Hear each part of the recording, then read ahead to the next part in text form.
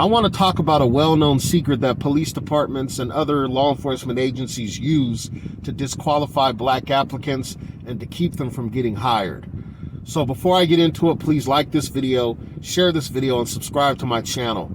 Now, what I'm going to talk about is from experience, so I know what I'm talking about, and I've also consulted with other professionals.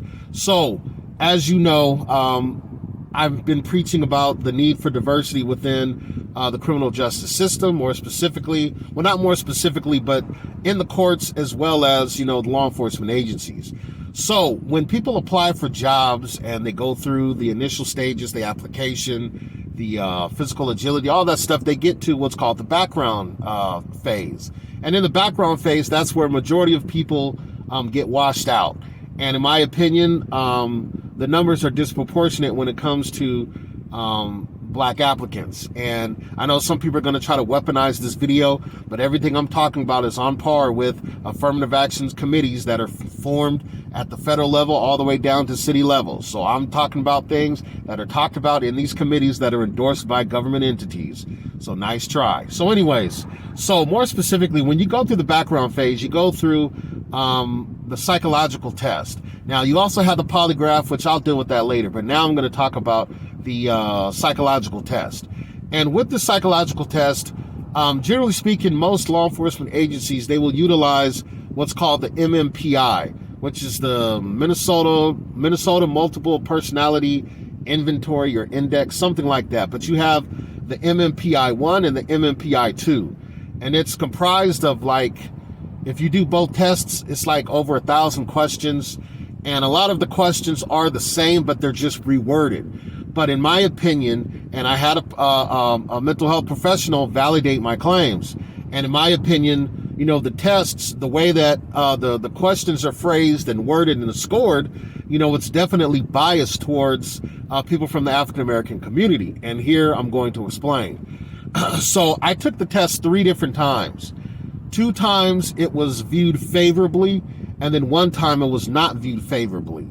And the first time I did it, it was viewed unfavorably. So that's why, no wait.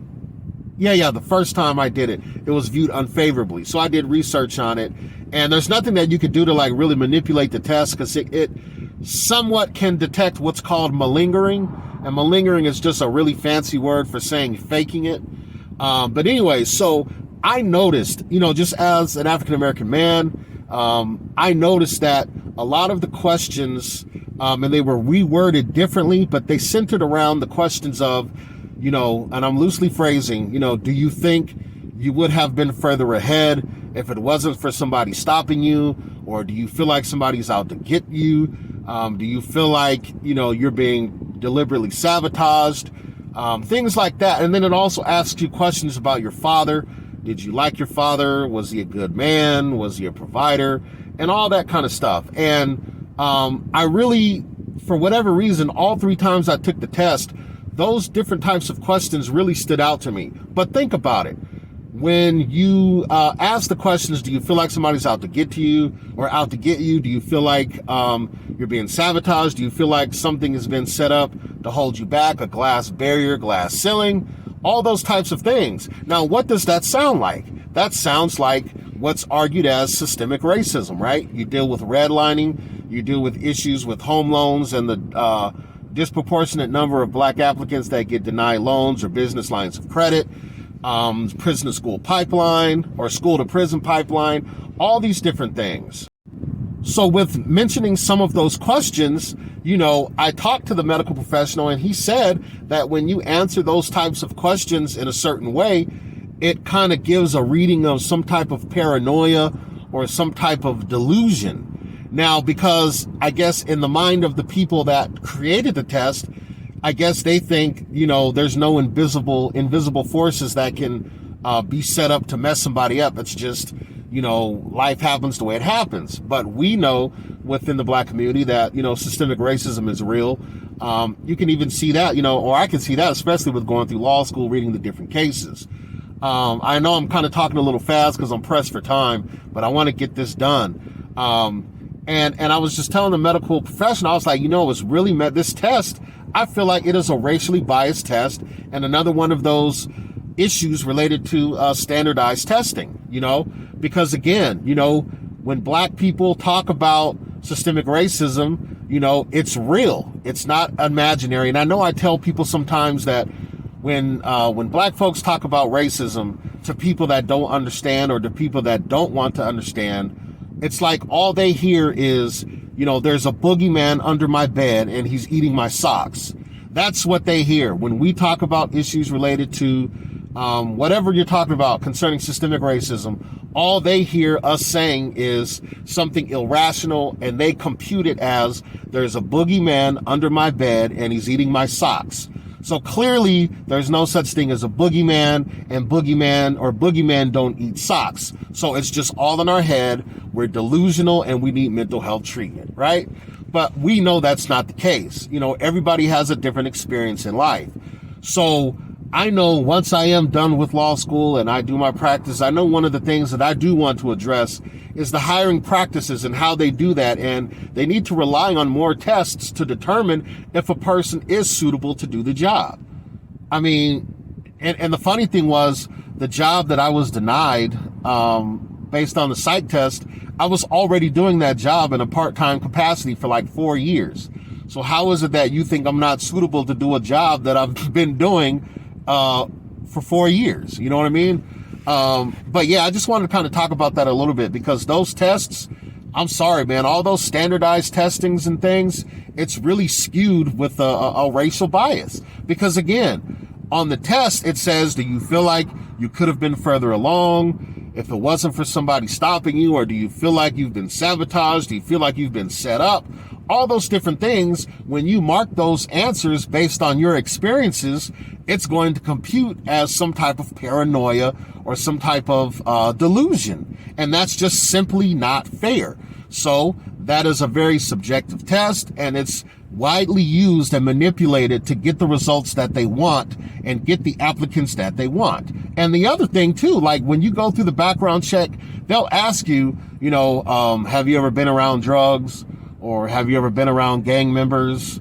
Have you ever been around people that's been to jail or prison? And it's like, come on, you can't use that as a solid baseline to determine if somebody, is suitable to work in law enforcement. How many people, for me, I'll take myself, for example.